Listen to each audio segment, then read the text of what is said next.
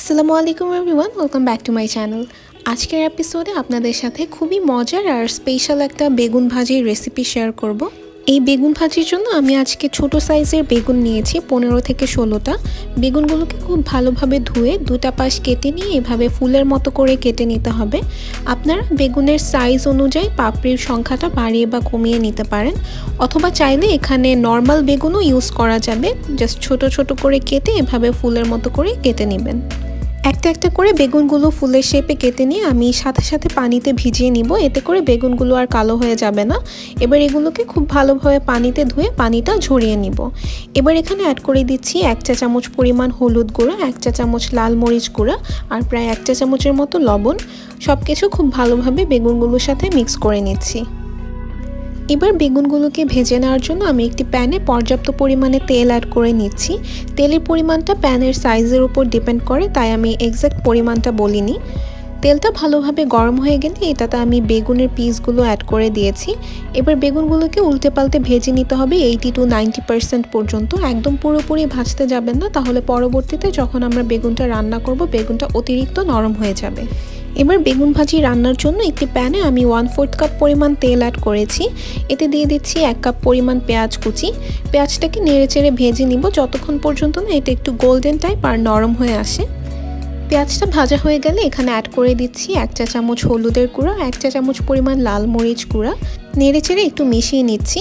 এবার এখানে অ্যাড করে দিচ্ছি আমি 1 চা চামচ পরিমাণ আদা বাটা আর 1/2 চা চামচ পরিমাণ রসুন বাটা। এটাকেও নেড়েচেড়ে মিশিয়ে নিয়ে আমি এখানে অ্যাড করে দিচ্ছি 1 চা চামচ পরিমাণ স্পেশাল জিরা গুঁড়া।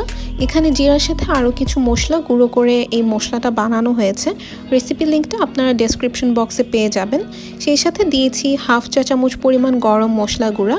দুটো মশলা ভালোভাবে নেড়েচেড়ে মিশিয়ে এখানে 1/4 টিস্পুনের মতো দিয়েছি কালো গোলমরিচ গুঁড়া।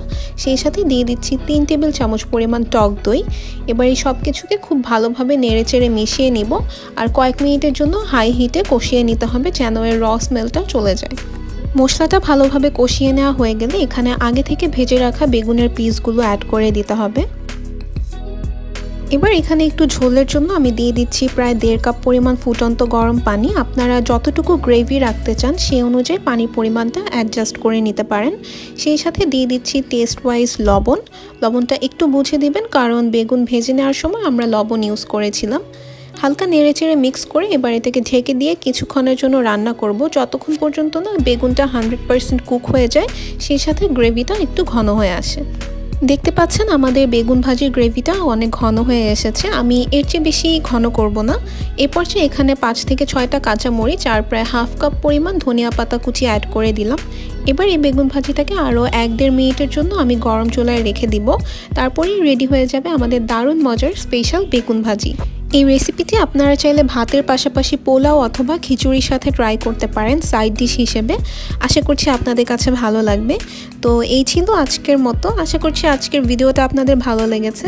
আপনাদের সবাইকে অসংখ্য ধন্যবাদ আমার আজকের রেসিপিটি দেখার জন্য।